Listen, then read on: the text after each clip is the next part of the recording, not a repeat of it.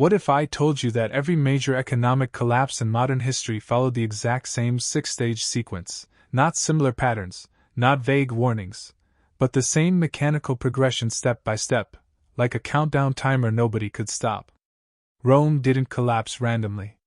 France didn't fall because of chaos. Germany didn't hyperinflate by accident. The United States didn't crash in 1929 because of bad luck. Argentina didn't implode in 2001 due to mismanagement alone. They all followed the same script. And here's the part that should make your stomach drop. According to the data, we're no longer at the beginning of that script. We're in stage 3. Historically, once a civilization enters stage 3, the final reset arrives within 24 to 36 months. Not decades. Not generations. Months. This isn't a prediction. It's pattern recognition.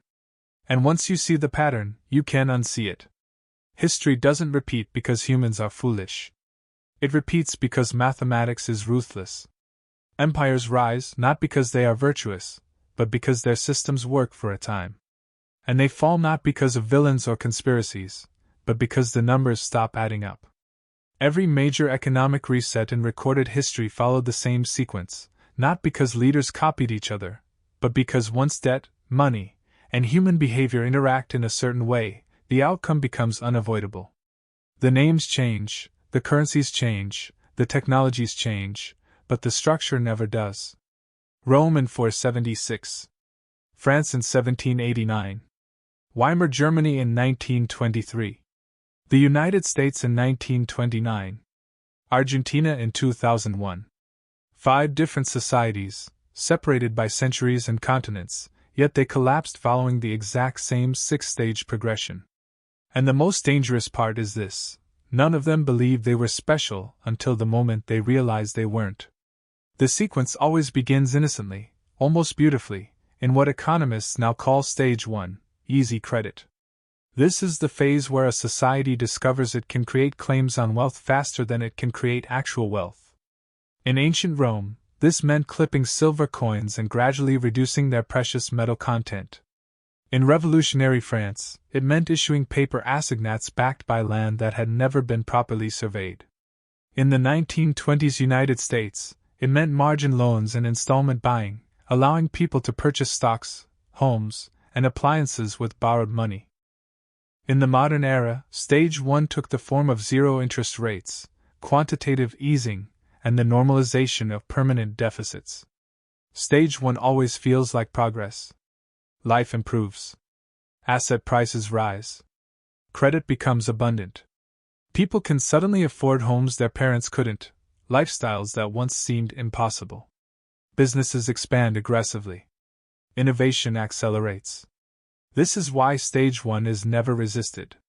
It feels like prosperity. Between 2010 and 2021, total U.S. debt grew nearly twice as fast as GDP.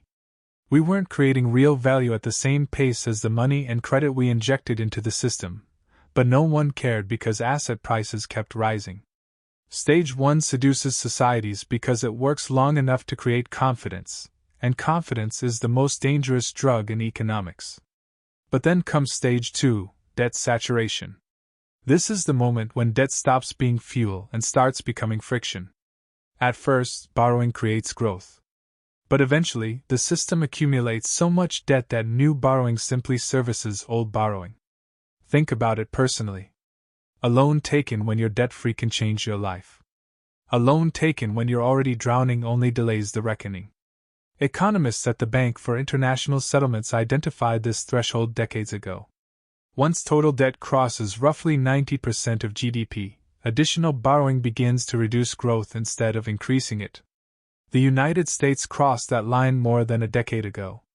Today, total debt across government, corporate, and household sectors exceeds 350% of GDP. Stage 2 doesn't feel like collapse. It feels like stagnation. Growth slows. Productivity declines. Wages fail to keep up with living costs. People feel like they're running faster just to stay in place. Businesses stop expanding and start refinancing. Innovation gives way to financial engineering. According to government data, U.S. productivity growth since 2010 has averaged roughly half of what it was in the post-war decades. This is the silent warning sign almost everyone ignores. Then comes stage 3, the most misunderstood and most dangerous phase, the interest trap. This is where we are now. Stage 3 begins when interest payments on accumulated debt consume economic growth. At that moment, the system mathematically breaks. In 2024, the United States paid nearly $900 billion in interest on its national debt. That same year, economic growth added roughly the same amount to GDP. That means every dollar of growth was absorbed by interest. Nothing left for infrastructure. Nothing left for public services. Nothing left for resilience. This is the point of no return. When interest equals growth, there are only 3 possible outcomes: default, inflation, or conflict. No civilization has ever escaped this arithmetic. Rome responded by debasing currency. France responded with taxation and repression that ignited revolution. Weimar Germany responded with money printing. The United States in 1929 responded by doing nothing until the system collapsed. Argentina froze bank accounts. Different responses, identical outcomes. Stage 3 doesn't look dramatic on the surface. Markets may still rise. People may still feel optimistic. That's what makes it lethal. It is the calm before policymakers panic. Because at stage 3, traditional tools no longer work. You can't raise taxes enough to fix it. You can't cut spending without collapsing demand. You can't grow faster because growth is already being consumed by interest. The machine is trapped. And when governments realize this, they move to stage 4, currency debasement. This is where money printing accelerates. The justification is always the same: emergency, stability, protecting the people. In Weimar Germany, the printing press initially worked. Factories reopened. Employment rose. Confidence returned.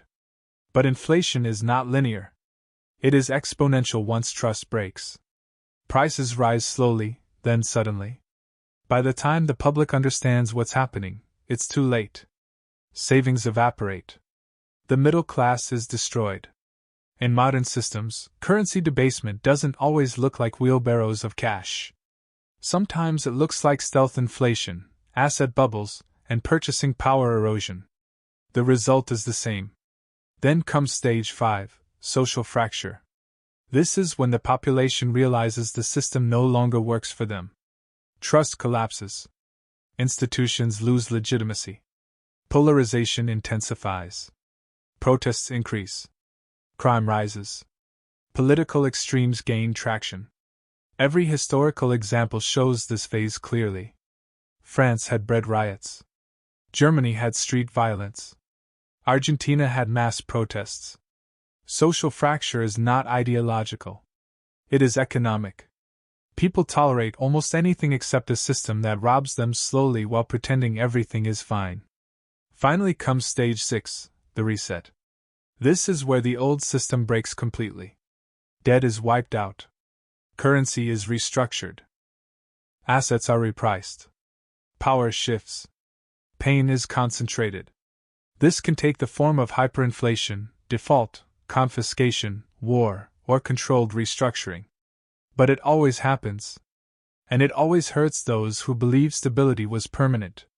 The critical insight is this: no civilization that entered stage 3 avoided stage 6. Not one. The timeline varied slightly, but the sequence never broke. Studies examining sovereign debt crises show the average window between interest trap and reset is roughly 24 to 36 months. We crossed that threshold in 2024. That puts us squarely inside the historical danger zone. This isn't about fear. It's about pattern recognition. Look at the 1920s. The stock market surged more than 500%. Credit exploded. Public confidence soared. Economists declared a permanent high plateau. The same language was used in 2021. The same metrics. The same leverage ratios. The same belief that this time is different. It never is. The illusion of wealth always precedes collapse because paper gains feel real until the system backing them fails. During the French monarchy's final years, nobility lived lavishly. During Weimar's early inflation, employment rose. During America's housing bubble, everyone felt rich. Wealth was real in nominal terms. But it was built on debt that couldn't be serviced without debasing the currency. And once confidence breaks, everything reprices at once. Understanding this pattern doesn't mean you can stop it. But it does mean you can prepare. History shows that during resets, paper claims suffer while real assets survive. Gold preserved purchasing power across almost every currency collapse. Productive land retained value. Energy and commodity assets outperformed. What failed were bonds, cash savings, and systems dependent on stability. The tragedy is that most people position themselves for continuity right before discontinuity. They assume tomorrow will look like yesterday. They trust institutions that are mathematically insolvent. The six-stage collapse is not a conspiracy. It is a cycle driven by debt, incentives, and human behavior. And we are no longer at the beginning of that cycle. We are deep inside it. Stage 3 is the warning phase. The quiet phase. The phase where preparation is still possible. Once stage 4 accelerates, exits narrow. Once stage 5 erupts, options disappear. Once stage 6 arrives, only those already positioned survive intact. History has already written the script. The only variable left is whether you recognize where we are before the next stage begins. What happens after stage 3 is where history stops being academic and starts becoming personal, because stage 4 is the moment governments stop pretending the system is stable and start openly manipulating the currency itself, not quietly through policy tweaks or balance sheet adjustments, but aggressively, visibly, and desperately. And this stage always begins with the same justification: necessity. Policymakers don't say they're debasing the currency, they say they're supporting growth, protecting jobs, stabilizing markets, or responding to extraordinary circumstances. Rome didn't announce they were destroying the denarius. They simply reduced the silver content to meet fiscal needs. France didn't say the assignats were worthless. They said land-backed paper money would unleash prosperity. Weimar didn't call it hyperinflation. They called it emergency liquidity. And in every case, stage 4 starts with relief. Markets rally. Employment improves. Politicians declare success. The public breathes again. This is the most dangerous moment in the entire cycle because it convinces people the crisis is over when in reality it has just crossed the point of acceleration. You saw a preview of this in 2020 and 2021. Trillions were created overnight. Markets exploded upward. Unemployment fell faster than at any point in modern history. Asset prices soared. And for a brief moment, it looked like we had solved the problem. But here's the invariant rule of stage 4. Currency debasement never removes debt, it only transfers it. The obligation doesn't disappear, it moves from the borrower to the currency holder. Inflation is a hidden tax, and unlike income tax, it hits everyone, especially those least able to protect themselves. Wage earners fall behind first. Savers come next. Retirees on fixed incomes get crushed. Meanwhile, asset owners appear to get richer, but only in nominal terms. Their numbers go up while purchasing power goes down. This creates the illusion of wealth while hollowing out the real economy underneath. By the time people realize what's happening, prices have already reset higher and wages are permanently behind. That's why stage 4 always transitions into stage 5, social fracture. This is where economics turns into sociology, where spreadsheets turn into protests, and where trust, once broken, never fully returns. Stage 5 isn't defined by poverty alone, it's defined by anger and disbelief. The population begins to understand that the system they played by no longer rewards effort proportionally. Hard work doesn't buy stability anymore. Saving doesn't build security. Rules feel arbitrary. Outcomes feel rigged. And once that perception spreads, institutions lose legitimacy faster than any central bank can print credibility. This is exactly what happened in late-stage Rome when soldiers were paid in debased coin and merchants refused to accept it. It happened in revolutionary France when bread prices exploded while elites appeared insulated. It happened in Weimar when workers were paid twice daily just to outrun inflation. It happened in Argentina when bank accounts were frozen overnight. And it is happening now in a quieter but unmistakable way. Look around. Trust in governments, media, banks, and even currencies themselves is collapsing simultaneously. This is not coincidence. It is a signature of Stage 5. When people stop believing the system is fair, they stop defending it. Polarization accelerates. Political extremes rise. Protests become common. Scapegoats are identified. External enemies are blamed. Internal divisions deepen. And this isn't driven by ideology, it's driven by math. When resources shrink relative to expectations, societies fracture along every available fault line. At this stage, governments usually respond with control. Capital controls. Price controls. Speech controls. Financial surveillance. Not because they're evil, but because they're desperate. Every historical example shows the same progression: first stimulus, then inflation, then controls, then collapse. Price controls fail because they create shortages. Capital controls fail because money always finds exits. Censorship fails because reality doesn't need permission to exist. And once control fails, Stage 6 arrives. The reset. Stage 6 is not a single event. It's a process where the old system becomes unworkable and a new one replaces it, sometimes slowly, sometimes violently, but always decisively. This is the stage history remembers, but it's built quietly in the years before. The reset can take many forms: currency reform, debt jubilee, default, regime change, war, or some combination of all four. But the common denominator is this: debts are cleared, explicitly or implicitly, and purchasing power is redistributed, usually upward and inward, away from savers and toward the state and asset holders who positioned early. In Rome, the reset took centuries, but by the end, the denarius was copper and the empire was fragmented. In France, the reset was immediate and violent. In Weimar, it was sudden and annihilating. In the United States, the reset of 1933 involved bank closures, gold confiscation, and a 69% devaluation of the dollar against gold overnight. In the 1970s, it was slower, a decade-long erosion of purchasing power that permanently reset real wages downward. What matters isn't the form, it's the outcome.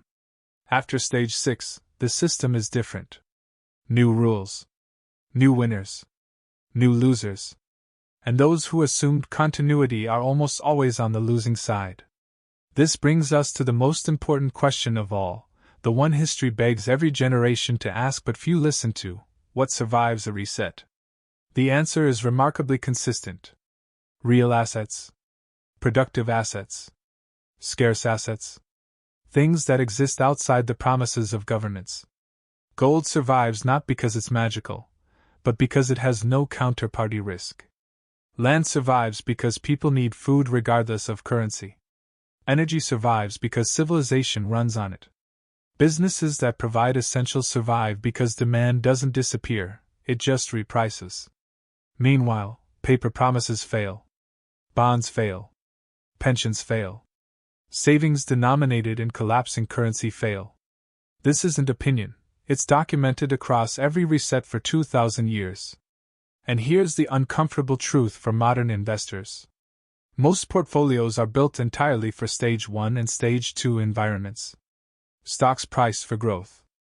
Bonds priced for stability. Cash assumed to be safe. None of these assumptions hold in Stage 4 through 6. Diversification across correlated financial assets doesn't protect you when the correlation goes to 1. When everything is priced in the same currency and that currency is being debased, diversification becomes illusion.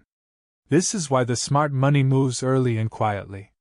They don't wait for headlines. They don't wait for consensus. They don't wait for permission. They move when the math changes, not when the narrative does. And the math has already changed. Interest exceeding growth is the signal. Everything after that is process. This doesn't mean panic. Panic is what destroys people and resets. Preparation is what saves them. The goal isn't to predict the exact form of Stage 6, it's to recognize that Stage 6 is inevitable once Stage 3 is crossed. You don't need to know whether the reset comes through inflation, default, or conflict to prepare effectively, because the assets that survive all three are the same: scarcity, utility, independence from fiat systems. This is why throughout history, those who preserved wealth weren't necessarily the smartest, but they were the ones who understood incentives.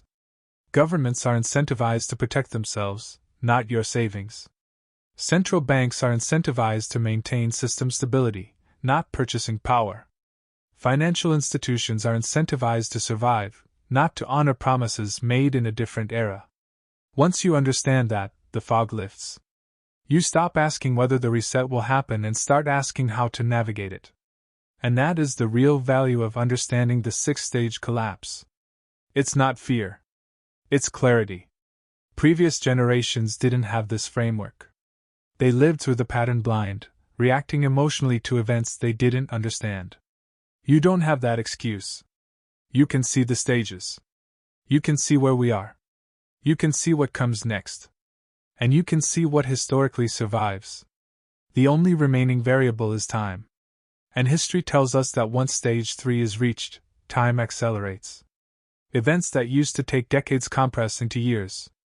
Years compress into months. And the final transition happens faster than anyone expects. People always think they have more time. They never do. By the time Stage 4 is obvious, positioning is expensive. By the time Stage 5 is undeniable, exits are crowded. By the time Stage 6 arrives, it's too late to act. This is the window. Not when the crisis is loud, but when it's quiet. Not when fear is everywhere, but when complacency still exists. The six-stage pattern doesn't predict the future, it explains the present. And the present is telling us something very few want to hear. The system we grew up trusting is approaching its mathematical limits. What replaces it is uncertain. But that it will be replaced is not. History has already answered that question 5 times. The only unanswered question is whether you'll be a passive participant in the reset or an informed one. Because resets don't destroy wealth evenly. They transfer it. They always have. And they always will.